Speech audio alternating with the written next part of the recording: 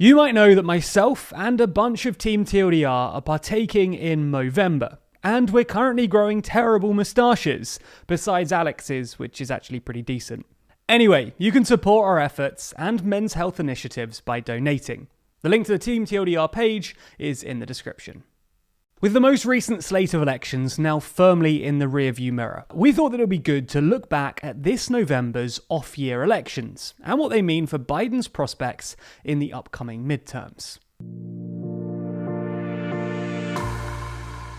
First, a quick recap. While there were plenty of ballot initiatives and smaller mayoral races, the two big elections this year were the statewide governor's elections in New Jersey and Virginia. Both states have recent Democratic electoral histories. They both voted for Clinton in 2016 and Biden in 2020, and they're both composed of key demographics that the Democratic Party hopes to hold in the coming elections. New Jersey boasts a growing Hispanic community mixed with a lot of white suburbanites, while Virginia features an even larger contingent of white suburban women and blue-collar workers. And historically, all of these groups have been predisposed to voting for Democrats. Anyway, for the reasons I just laid out, most people expected Virginia and New Jersey to stay blue, but things didn't quite pan out as planned. Republican Glenn Youngkin pulled off a surprise win in the governor's race in Virginia against Democrat and former Governor Terry McAuliffe. And while Jersey Governor Phil Murphy kept his seat, he only just edged out Jack Ciattarelli by 2 points, despite being predicted to win by 11. So what happened? How did Democrats do so badly? And what does this mean for the Democrats come the midterms in 2022? Well, there are a few broad reasons why these elections went so well for the Republicans. A post-Trump Republican poll boost, especially with minorities, and a change in voters' top priorities, away from things like COVID, which used to benefit the Democrats. Let's start with the first one. Essentially, without Trump, Republicans appear to do better with groups that didn't like Trump in the first place.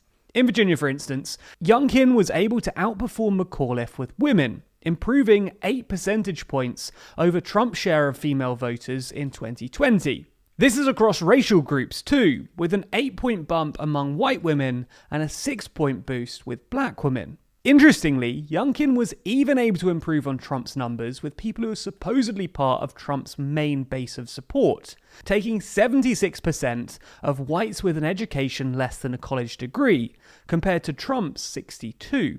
These votes most likely represent blue-collar, working-class voters that are increasingly unhappy with the Democratic Party. This election, for the first time, proved that voters' feelings about Trump don't really matter when he's not on the ballot. While Trump lost Virginia in 2020 by 10 points, and with an unfavorability in the state of 55%, Youngkin was still able to win by 2 points. And in New Jersey, the story isn't much better for Democrats. While we don't have any exit polls for this race, there are some clear trends.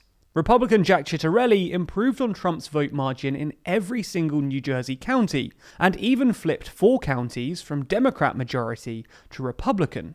2 of those counties, Atlantic and Cumberland, are remarkably diverse, with upwards of 40% of the population being minority, showing that the GOP can make inroads into minority communities in a post-Trump world.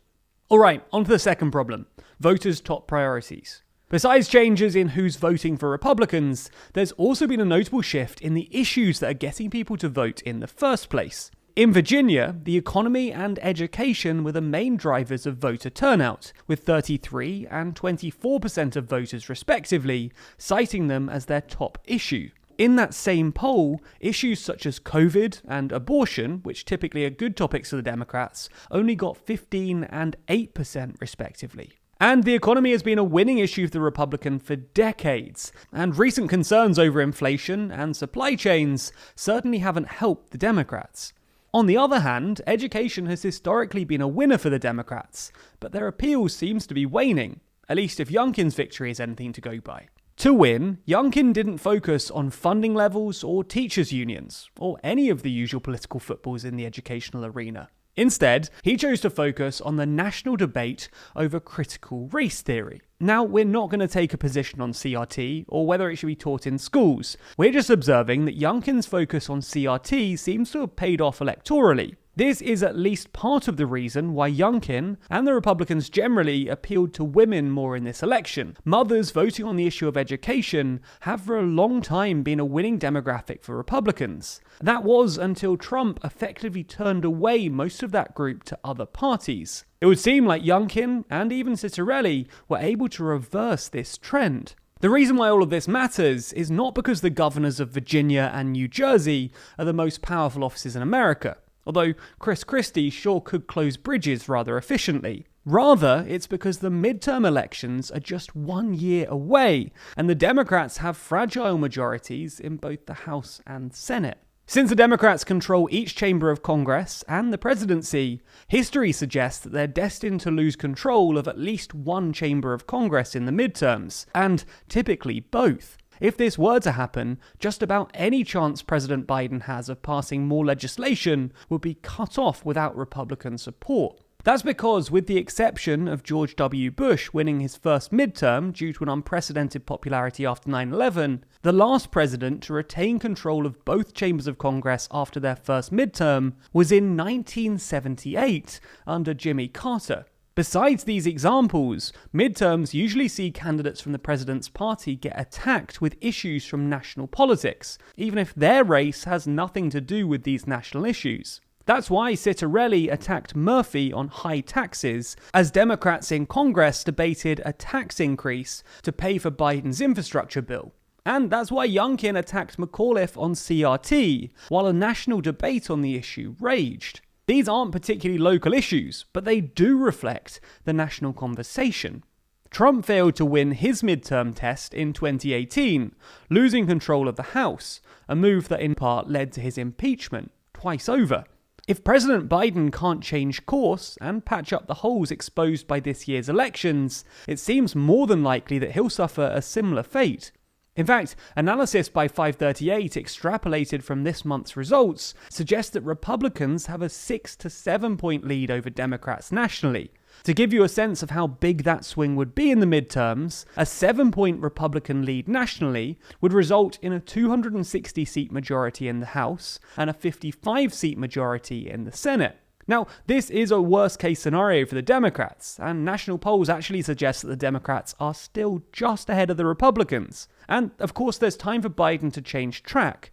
But if we're being frank, Democrats should be worried. That's because President Biden has an uphill battle if he wants to ward off the midterm curse and hold on to his congressional majority. With women and independents moving towards the Republicans and a typical anti-Trump message falling flat, it's certainly going to be interesting to see what President Biden does to save his term in office from a Republican opposition after 2022. To keep up with the midterm elections and find out what's in store for future elections like this, then be sure to subscribe to the channel and hit the bell icon to be notified every time we release a new video. Special thanks to our Patreon backers who make videos like this one possible. And if you want to see your name at the end of videos, then you too can back us on Patreon. The link to that is in the description.